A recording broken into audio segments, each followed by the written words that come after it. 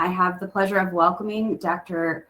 Mitch Colver, who is the Associate Provost for Engagement and Retention at American Public University Systems. He began working in higher education in 2007. His early experiences with students taught him to focus on the value of human diversity and human potential. As a thought leader in the field of analytics, he is frequently invited to champion the idea that student success can best be fostered through increased intentionality amongst faculty, staff, and executives. Dr. Colver has degrees in psychology, music, and experimental research, as well as a PhD emphasizing research in higher education. His research has appeared in Popular Science, Discover, Slate, Smithsonian, New York Magazine, and internationally on Radio BBC. Welcome, Dr. Mitch Colver. Thanks so much, Lacey. I'm really glad to be here. So we're going to get right into the presentation. I have to warn you that we're going to be tight on time, which I'll try to leave room for questions. But because of that, throughout the presentation, I'll call out additional resources that you can traffic to outside of this presentation in case you want to learn more about some of the things that we're going to be talking about, which are some pretty interesting concepts.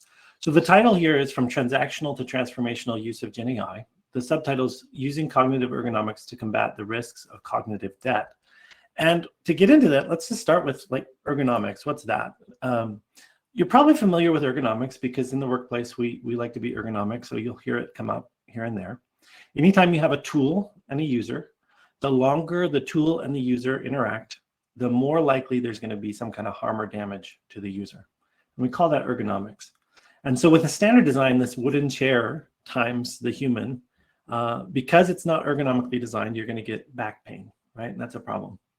And then down below, you see this nicely designed ergonomic chair. And this human user now can sit in that chair. And because of a good interface, a nice curvy, smooth interface between the user and the tool, you get a better result. And I think most people understand that, but it's true for any tool, whether it's a hammer, a mouse, a chair. Unless you have an ergonomic interface, you're going to get more damage over time to the human user.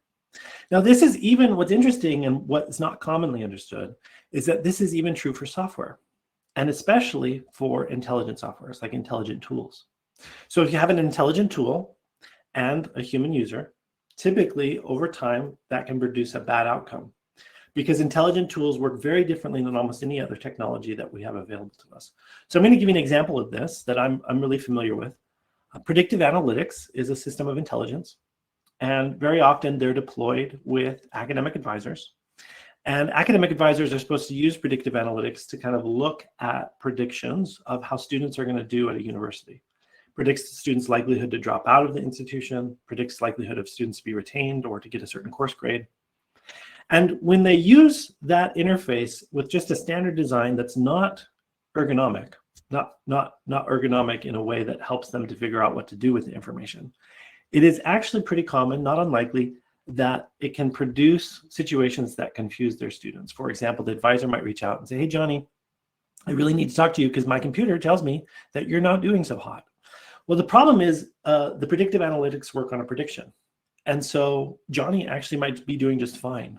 And you can imagine getting a phone call from his advisor that says, hey, you might not be doing so hot because my computer says so. That can really hurt Johnny's experience. In fact, it leads to reduced retention. So what do we do about this problem? Well, the answer is called cognitive ergonomics. You can have ergonomics with chairs and mice and hammers, but you can also have ergonomics with software. And when you do that, it's called cognitive ergonomics. And it's basically mental frameworks that help create a healthy interface between the human user and the intelligent tool.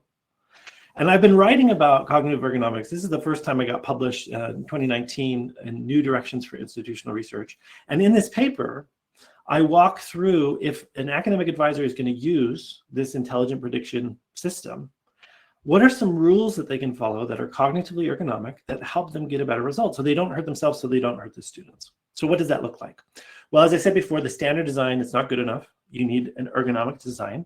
So you introduce cognitive ergonomics and suddenly you get this good outcome. What does it mean to introduce those ergonomics? Well, in that paper, I wrote 3 rules that if advisors would follow these 3 rules while using the predictive tool, they would always get a good result. So predictive modeling in academic advising is only safe when, one, the user, in this case the advisor, relies on the intelligence system for augmenting their own intelligence, right? Remembering that they themselves know things about students. They shouldn't just turn their or delegate their intelligence over to the system. Two, all predictions are treated as tentative rather than certain. This is actually a big problem. A lot of people get that one wrong, and so this is an important rule to follow. And three, the user only designs no harm interventions based on the analytics. And if you want to know more about that, you can go and look up that paper, and the slides are in the resource folder, so you can pull that back and see that citation and go and find it and read what I was saying to advisors about that.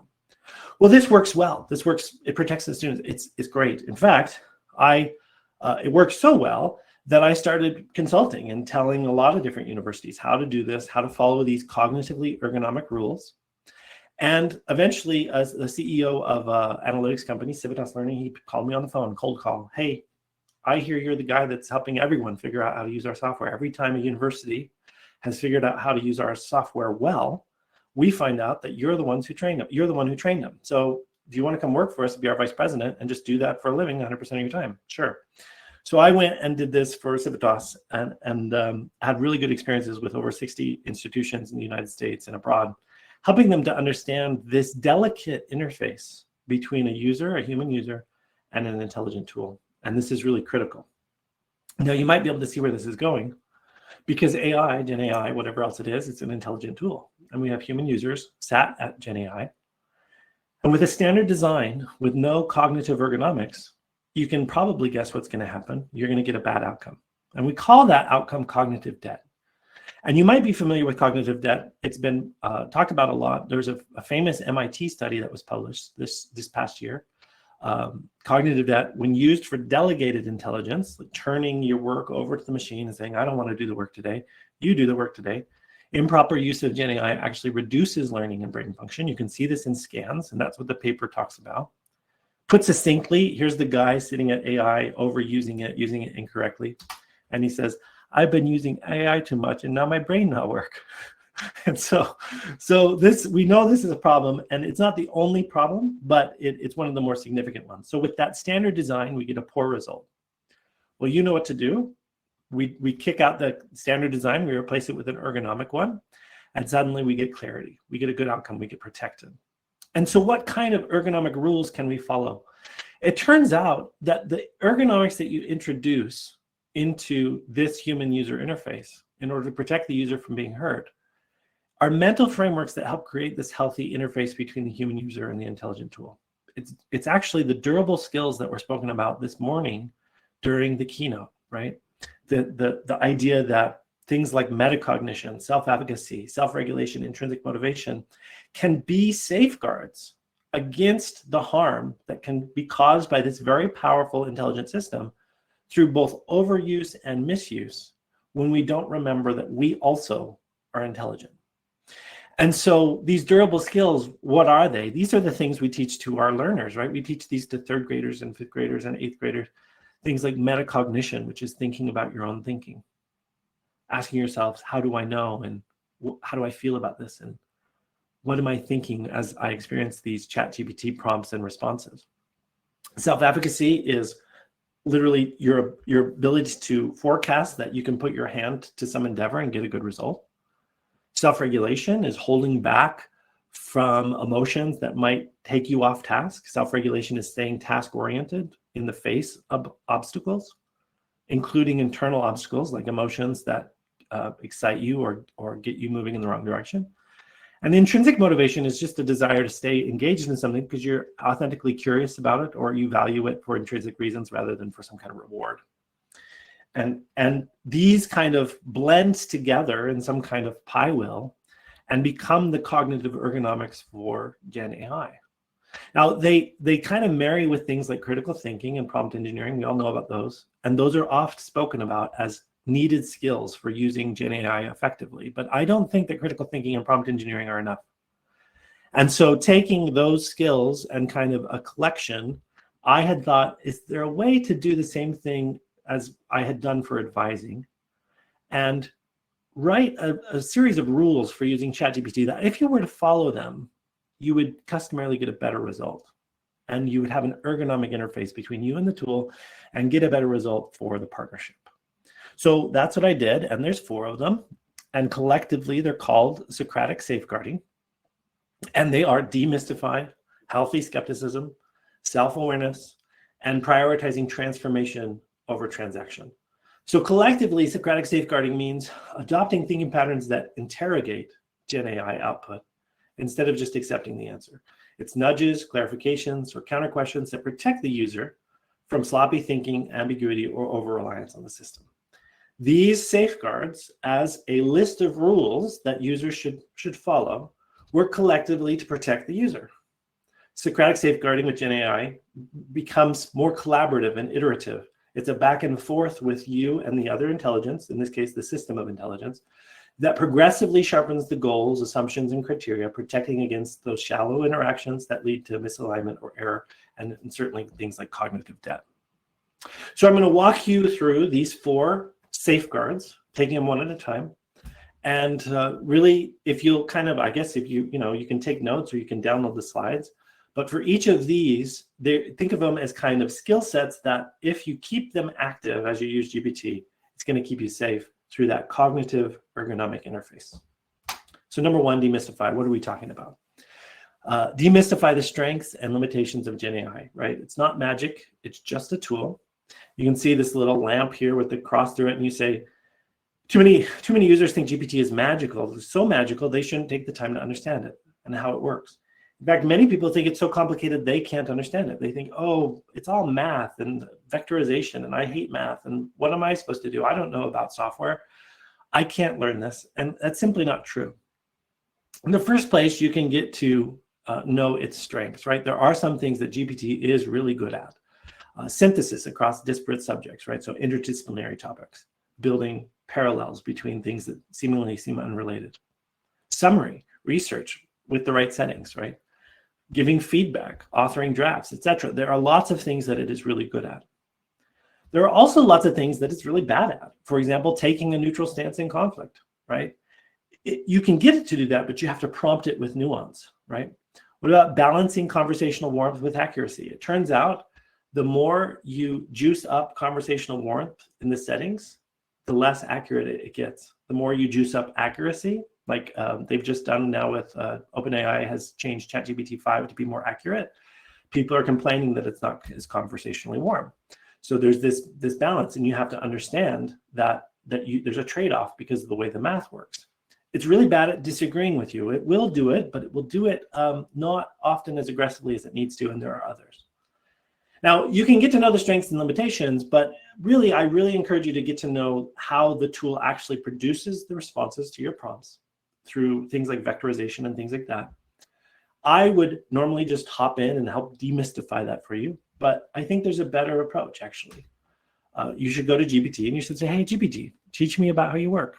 How does your coding create both strengths and limitations? And then it will walk you through, and you can prompt and question and say, I don't understand this, and I don't know that math, and so I need to know a little bit more about this before I can understand what you just said, and help me and use metaphor and teach me. I like to say my favorite prompt, so helpful, teach me like I'm stupid, and it does, and it's great, it's exceptional. And after you've done that, you'll be able to say, wow, I feel more protected. I have taken the time to understand how GPT works, so now I understand both the strengths and limitations, and I'm protected while using it. And that's the goal. So this is the first rule, is demystify, and you're going to partner with GPT in order to demystify. So that's the first thing. Now, I've given a similar talk, and I dive deeper into some of these concepts. And this is a YouTube video on my YouTube channel that you can go and watch. It's about 35 minutes. It's similar, but it goes into some different angles on this same topic. So if you wanted to go, so Socratic Safeguarding, I coined that term. You're not going to find anyone else using that phrase. So if you just Google Socratic Safeguarding, it should be the first video that comes up, or YouTube, whatever it is that you want to do. That's one of the resources that I wanted to point you to. Let's go to the second rule. What's the second rule that can keep us safe if we follow it? And it's healthy skepticism. Develop healthy skepticism for GenAI output. And this orange box says trust but verify. Super important, trust but verify. I think a lot of people question GPT's output and they go, oh, this must all be wrong. But really, the trust but verify approach tends to work a little bit more efficiently. And it requires self-regulation. And what do I mean by that? too often when we prompt GPT and it gives us a response, we immediately start reading for, is this something I like? There's a lot of evolutionary reasons why we do that, why we want to kind of latch on to something good and say, oh, this is great. Self-regulation requires you to step back and say, okay, whatever comes here is what's called stochastically produced. And that means it can be kind of random and sometimes can go off the rails. So to self-regulate, instead of just being hungry for whatever response it's going to give you, you need to step back, have healthy skepticism, and really reflect and answer some questions, right? Is this true? Is the source trustworthy? Is a source even provided? What evidence supports or contradicts this? Can I find evidence for this in another location? If I hop on Google and do a quick search, will it help me to see what's going on? Really important, am I being flattered or helped? Because those are not the same thing and they feel the same. Being flattered and being helped feel very similar, so they're easy to confuse. And tomorrow at 11, I'm giving a session called GPT as a sycophant, avoiding epistemic gullibility while using GenAI. And that entire session is about this idea of flattery and help and how do we interact with a system that is coded to try to kind of, as my daughter would say, rizz us up and make us, feel good about ourselves. So we have to ask these questions. We have to self-regulate. We have to have this healthy skepticism. We need to watch for red flags. Everyone knows about hallucinations. There's some other things it can do, perseveration or catalyzing. This is when it gets stuck and it can't leave its thought process. There's a reason why GPT has a hard time pivoting and going in a different direction. And anytime you notice it just giving you the same slop over and over again, you just start a new chat. It's the best thing to do, just start a new chat. It's also going to be wildly overconfident, and it has this inability to self-correct even when you're trying to help it make corrections. And again, you can start new chats.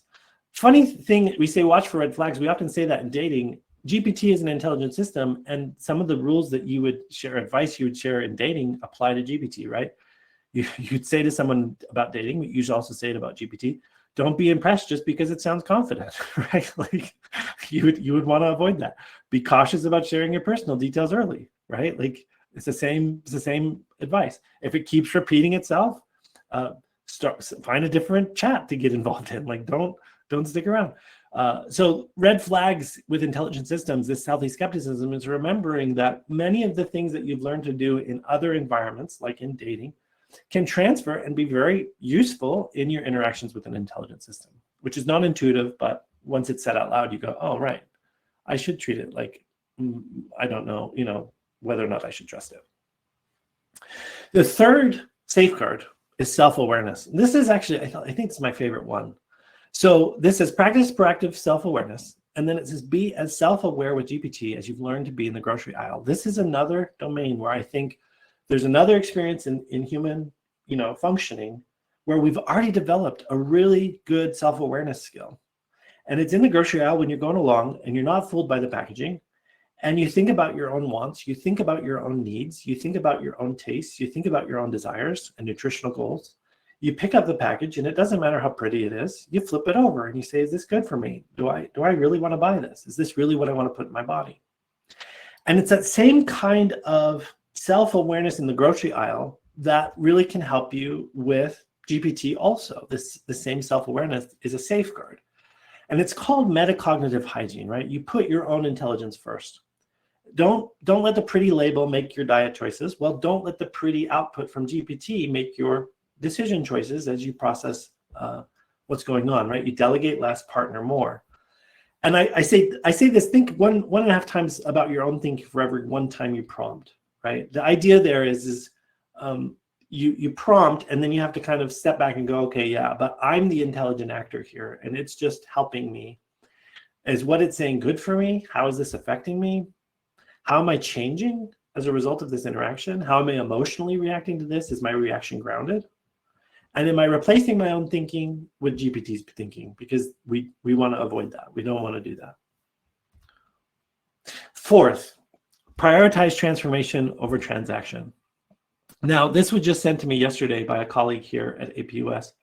He said, have you seen this post on LinkedIn? And it's this 15-year-old at Henry M. Jackson High School. He says, I'm 15-year-old and I'm tired of the bullshit. A lot of people say my generation is getting lazy. They point to how we use tools like GPT or other AI platforms to help with homework or projects. But from what I've seen, the problem isn't laziness, it's the lack of guidance. We're living in a world that's evolving faster than school curriculums can keep up. AI is already reshaping how professionals in medicine, law, business, and tech work. Yet in most schools, it's either banned or discouraged. Instead of learning how to leverage AI for research, creativity, and problem solving, students are told not to touch it at all. Imagine if classes actually taught AI literacy, like how to use it responsibly, how to fact check, and how to think critically with it. That's not cheating. That's preparing us for the future that's inevitably shaped by technology. I couldn't agree more. This student, Vivon, he sees transformation as the possibility with these tools. And it's kind of this notion of treating the act of figuring out something out as sacred, right? Don't ask AI to write your paper. Instead, ask AI to help you figure out how to write your paper. That's where we want to head. Now, I don't have time to get into all the ways that you can transform yourself with AI, but there's some different articles and podcasts that I've done. All of these are linked on my website, so mitchellcolver.com/AI.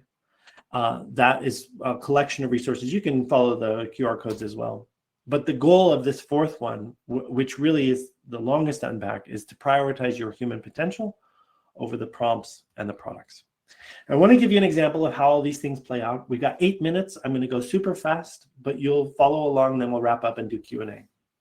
One night, I had some electrolyte drink before I went to bed. It was this liquid IV white peach, which I love. If you're into this, the white peach flavor is so good.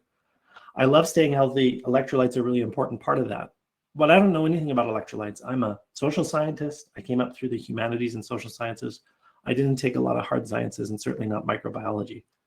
So I'd gone to bed. I woke up at 2 a.m. and I was laying there, had nothing to do. And I thought, I'm going to ask GPT about electrolytes. I don't really know why I'm doing that. I know it's like salt, but like, why am I adding salt to my water? Like, what's that about? So I said to it, and everything you'll see here is all my prompts to GPT. I said, do electrolytes largely remain chemically intact as they disperse through the tissues of the body, or are they transformed before they perform their core function, right? Is the salt like just flowing? Like, why is it salt? And chemically, what does it do? So it started telling me about all this stuff, about what electrolytes do and how they interact with cell membranes. And it started talking about ion gradients, which I didn't know anything about. And so I said, what do you mean an ion gradient? Like, tell me more about that. And it did. And as it did, I transferred from GPT over to Google to just check, like, is it telling me true? And it's telling me true because it's describing cells as batteries. And I'm like, I'd never thought of that before. No one had ever taught me that before. So these membranes with these gates and pumps, and on one side there's liquid and it's salt to a certain degree, and on the other side it's liquid and salt to a certain degree, and that forms these ion gradients. Salt's being transferred back and forth, and charges and all these things, and I was just fascinated. And so to check my understanding, I said to it, so are we like a briny turkey soaking overnight? Because I had learned about why you brine turkeys from Alton Brown on the Food Network, and he talked about salt going across membranes. And GPT said, exactly, that's exactly what we are like. And here, let me explain how it works. So it did, and that was fun. And then the more it talked about these charges jumping across the cell membranes, I was like, wow, that, it reminds me of this class I used to teach on courtship and attraction in Seattle, where we talk about this, like how love is based on differential and on like a spark flowing across that differential. So, I know its strengths and limitations, right? I remember it's really good at taking concepts from one subject, in this case, microbiology, and transferring them to a different concept or a different topic. So I said, neat. I used to lecture about the excitement of new love coming from the comparative difference, which we can call a gradient, and the progress made across that boundary in order to create a spark of romance. And it said, yes, that's exactly so similar. And then it got into all that social science research that I was familiar with. And I was enriched, and I felt like I was cross-applying and growing and excited. And then it started to talk about how love tends to like have entropy, just like in microbiology, the batteries have entropy and things break down. And so then I said, this is very self-aware because I wanted to go there. I was like, yeah, let's go there, right? So this is the self-awareness piece. I said, love does not have to fade. As long as you establish a gradient and then open a gate, there will be a spark. I mean, how do cells do it? They counterbalance gradient to build charge potential. It requires things to move and create ionic differential, but that is an evergreen process. And then we had a deeper conversation about that. And then in terms of transformation, in terms of my final knowledge check, I said, I think I get it. And we talked for about 45 minutes, and I said, I think I get it. Let me just check. Can it be said that all life contains at least this one function, the maintenance of ionic gradients to facilitate cellular potential and to capitalize on charges that emerge from gates opening? And it said, yes, in fact, that is so close to the definition of life, it's wild. Like, you've caught on. Good job. And I was like, yeah, I get it. Like, life is all about these gradients and like pursuing like the difference and like growing. And I'm so excited. So I went to sleep. A few weeks later, I was in Indianapolis at a conference, and I went on a morning walk to get my steps in, and I crossed the White River on this very bridge, and some geese were landing on the water. And I thought about those geese, and they were like, you know, flying south to mate and like striving and doing all this hard work. And this whole chat about electrolytes flashed into my mind, and I thought about the geese striving across a gradient of difficulty as they migrate, and the meaning of life, that struggle. And I started to cry. I had a conversation in the middle of the night with GPT about salt and why I was drinking it. And 2 weeks later, I was crying on a bridge in Indianapolis because of the transformative effect that GPT had on me in helping me to understand not just microbiology and romance, but the metaphysics of life and why we strive and why we thrive in the face of adversity. And that's the first time that I kind of realized that truly, if you can see GPT as a transformational tool and use it within bounds, you really can get a good result. The longer you interface with a tool, the more likely it will cause you harm. But that can be mitigated if you have an ergonomic interface. And these kind of rules of the road, demystify, develop healthy skepticism, practice self-awareness, and prioritize your own transformation, they can help us to get the most out of these tools so that we don't fear them and we don't relegate them just to plagiarism hacks. And that's my message, is that intelligent tool types human user plus a few cognitive ergonomics can produce that protection and clarity. It's a message that I wanted to share, and I'm really glad that I could do it today. And we can go to Q&A, and if we don't have time, reach out to me via email or LinkedIn, and I can answer more questions. So we do have a couple of questions. Thank you very much for that presentation. It was fantastic. The first question comes from John Bellotti, and he asked, when does reducing cognitive load become cognitive debt? Yeah. So in learning psychology, we study the tension of learning. Learning creates tension because you're suspended in confusion. And that suspension of confusion is what causes the neurons to strive, to grow, and to develop. And if you're in the midst of that tension, and then rather than facing it down and overcoming it, which is called learning, you delegate that tension and release the tension through GPT instead of doing the hard work, you've already started to incur cognitive debt. So we have to be precautious that it turns out that learning is meant to be hard. The word student comes from a Indo-European word, studare, Latin, and then back it means to be in pain. Student means to be pursuing some endeavor painstakingly. So to be a student means to struggle. And when you take the struggle out of it, you get a problem. Great. The next question is, taking the grocery aisle metaphor further, though, what if the health results weren't as obvious, as is the case with cognitive effects of AI misuse? Wouldn't self-regulation be much more difficult in that case, especially for novices? Absolutely. So this is partly why I don't think young children should have unfettered access to GPT. An adult may be able to interrogate and self-regulate around some of the problems that are created by GPT. A child certainly would not be. Actually, and I have a really good example tomorrow in my GPT is a sycophant presentation that dives deeper on that. But you can help children to understand the strengths and limitations, but they shouldn't have unfettered access for that exact reason, because they really can do harm to themselves because they don't have as many durable skills as adults have developed. Most adults have developed. Great.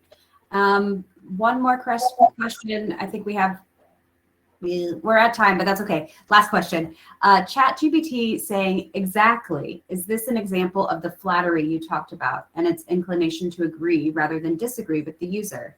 Is it sometimes difficult to self-regulate when you are in the moment in learning? Any safeguards? No. So yes, that's exactly right. That's the kind of sycophancy that we're worried about. When you learn the strengths and limitations and demystify, you not only will recognize when it's putting you on, but you can even prompt around that exact problem. Come to tomorrow's session because I'll dive into it even more, but truly, you can be safeguarded against that simply by learning why GPT is so quick to compliment and agree, because you can change your prompts only ever so slightly and get a completely different result. And so I'll talk more about that tomorrow, but it's a good question. Amazing. Well, thank you very much, Dr. Colver. I look forward to your sessions tomorrow and some of the resources that you provided. And thank you all, and we'll see you at the next session. Thanks, Lacey. Thanks all. Take care.